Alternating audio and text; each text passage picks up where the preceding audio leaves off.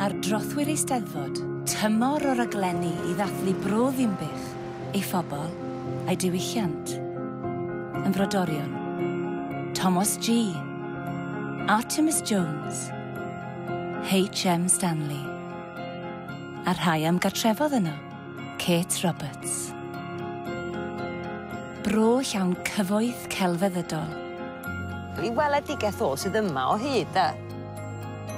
Eiliadau eiconig. So mae'n ddigon o geir as eich bod steddfod mlaen ma.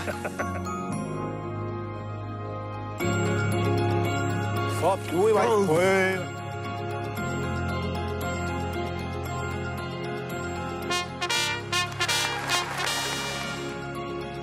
Tymor o raglenni'n tywys at yr Eisteddfod Genedlaethol ar S4C.